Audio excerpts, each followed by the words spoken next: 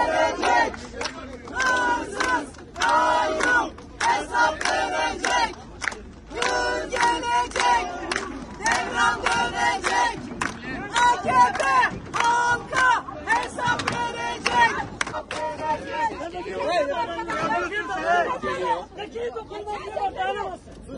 Sen sus, terbiyesizlik yapma. Burada da kimler var? Haç başkanlar var. Buradan mı yapacaksın? Yanında mıyız? Dokunma. Denizcan sesim geliyor mu? Peki, bence de geliyor. Korkusuz şikayet yap. Kim korkusuz diyor? Korkusuz şikayet yap. Denizcan'dan bekliyorsunuz. Hırsız, kayyum, hesap verecek. Hırsız, kayyum, hesap verecek. Hırsız, kayyum, hesap verecek.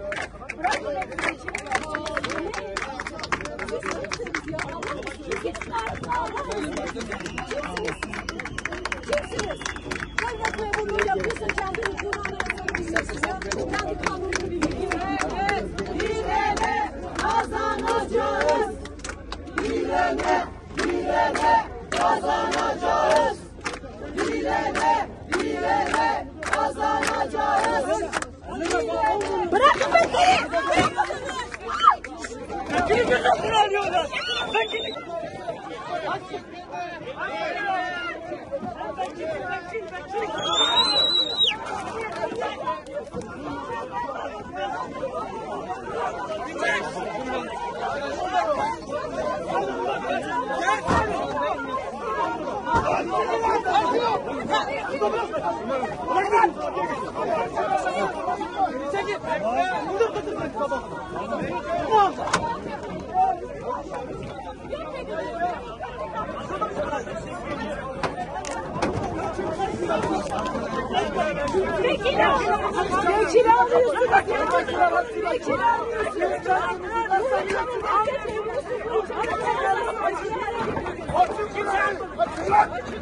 Açın lan, biz sakinyiz. Açın lan, açın.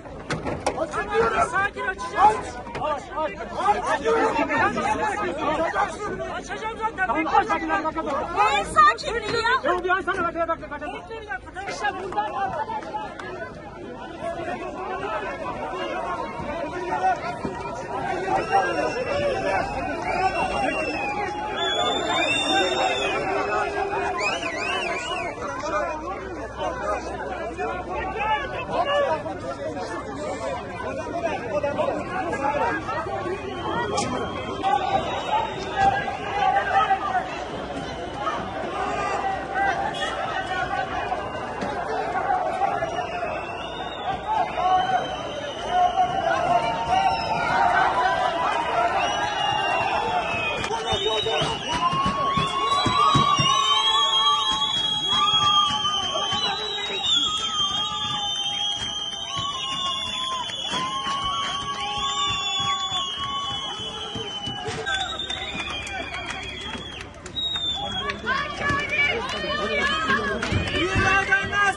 Bugün biraz önce Mehmet Sıddık, eş başkanımız, Hakkari Belediye eş başkanının 10 yıl önce açılmış olan dosyasının kararı açıklandı.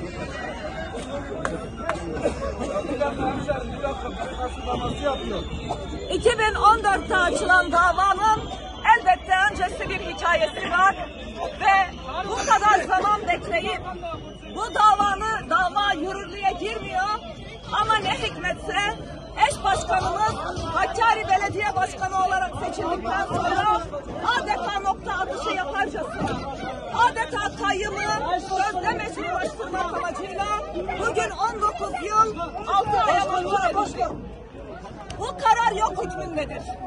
Biraz önce burada kolluk kuvvetinin uygulamış olduğu şiddet, işkence, Hakkari Emniyet Müdürlüğü'nden suç duyurusunda bulunacağız.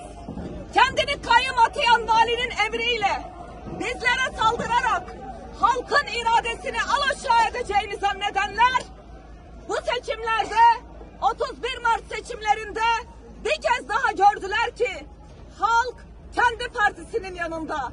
Halk faşistlerin değil, halk düşmanı olan AKP iktidarının değil. belirlemiştir. Bu tavrı sindiremeyen, bu tavrı hazmedemeyen, başta Erdoğan ve Bahçeli olmak üzere buradan gelsinler Hakkari halkını görsünler. Gelsinler Hakkari halkının iradesini görsünler.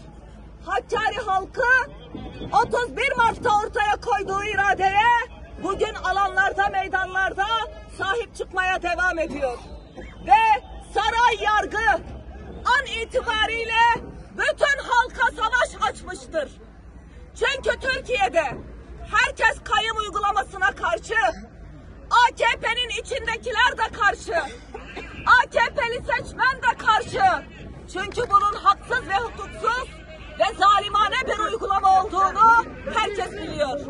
Buradan bir kez daha diyoruz ki, ey saray, ey Erdoğan, bu kayyum politikandan derhal vazgeç. Bu kadar halkı yeterince karşına aldın. Artık bundan vazgeç. Sen bize, yani halka, yani hakka, yani hukuka, yani adalete savaş açıyorsan, bu halk da sana demokratik zeminde bunun cevabını en iyi şekilde verecektir. 31 Mart seçimlerinde verdiği cevabın aynısını verecektir. Mehmet Sıddık yoldaşımız, seçilmiş belediye eş başkanımız, Hakkari halkının, Kürt halkının, Türkiye halklarının onurudur. Ve onlar bunları kayyum atama gerekçesi göstermeye kalkıyorlar ya, bizleri destekleyenleri terör parantezi içine almaya çalışıyorlar ya, o terör paranteziniz artık hikaye oldu. Bugün Türkiye'de AKP'nin bu uygulamalarına ve bu politikalarına artık kendi tabanı bile isyan etmiştir. Ve buradan bir kez daha saraya sesleniyoruz. Kayyum irade gaspıdır. Kayyum darbedir. Ve bugün bir kez daha tarihe AKP'nin darbesi tescillenmiştir. Askeri junta dönemlerinde dönemsel, evet, askeri darbeler olmuştur, ülke kötü yönetilmiştir. Ama AKP her Allah'ın günü bir darbenin altına imza atıyor. Ve AKP önümüzdeki seçimlerde silinecek, yok olacak, tarihin çöp sepetine dökülecek. Tarihin çöp sepeti bile böyle onursuz, böyle ahlaksız, böyle etik dışı siyaset yapan, kolluk kuvvetiyle siyasetçilerin peşinden koşan şu arkamızdakiler var ya, halka sizler hesap vereceksiniz. Ve hepsi yargılanacak, bunu bilsinler. Bu karar bizde yok hükmündedir. Yolumuza devam edeceğiz. Biraz sonra eş başkanımız Tuncer Bakırhan'la beraber gelecek heyetimizle Hakkari'deyiz. Ve burada Hakkari halkından yanında olmaya, kayyumun karşısında mücadele etmeye devam edeceğiz. Hepinizi saygıyla selamlıyorum.